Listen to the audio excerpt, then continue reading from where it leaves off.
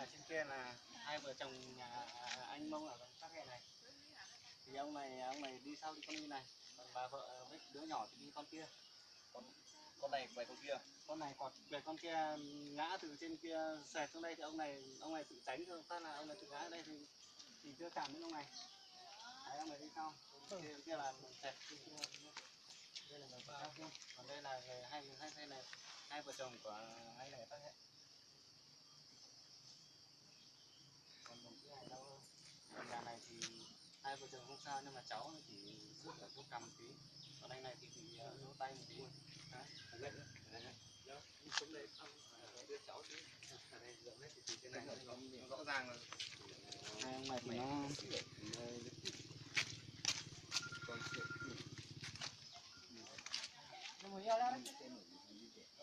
cái hồ nào mà không có chỉ hồ cá có ăn có thì mình dùng nhà có ăn nó hay hút sẽ hầm lại hè quan cái yoนี่ก็เยอะคน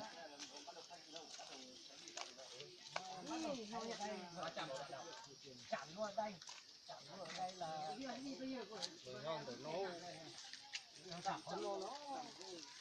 là em là về sau cũng về sau xa một tí là anh ngồi sau à?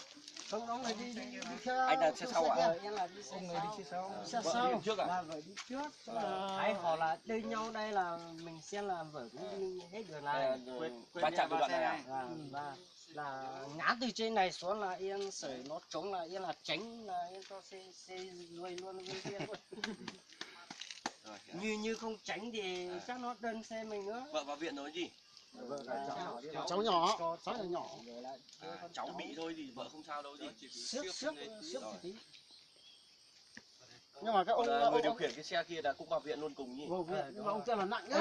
Ai đi viện? Nhà xe cái xe cấp cứu. À, xe cấp cứu lên đây đưa đi viện đi. Rồi.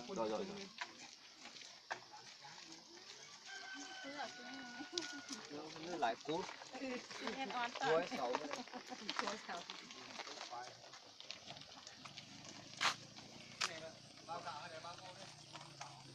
Thế ôn sát rồi mới nó mà sát rồi mới là tự chế xin mới rồi ôn là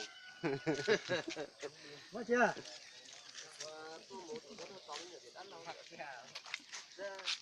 lấy tôi xin đầu rồi Gì là còn nói phu dạy tôi gì đó xe mà ngọc khăn mà tàng mà đừng ngập gì như đọc rồi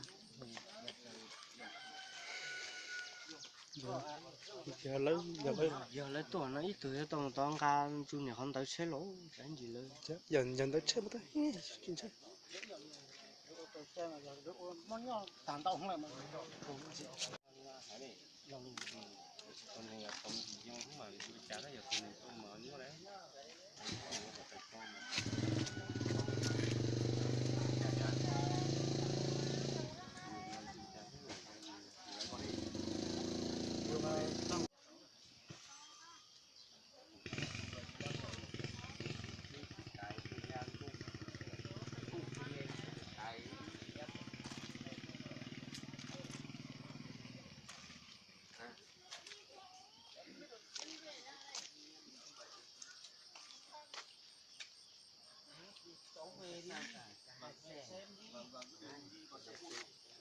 con này tự ngay em nó không ngay chỗ này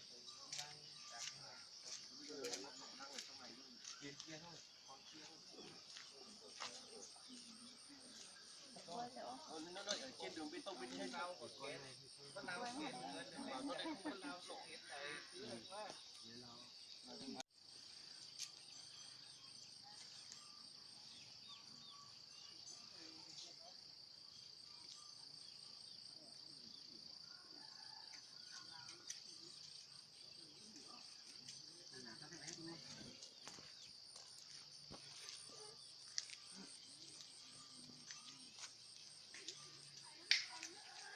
Keren sorry kan chân quay để xem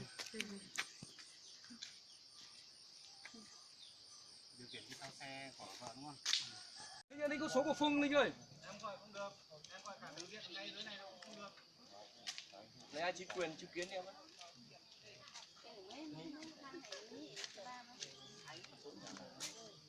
Chụp số cho em ấy.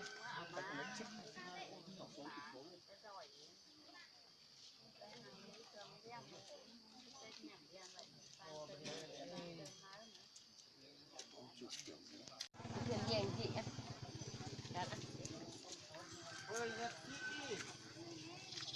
ăn lười cho.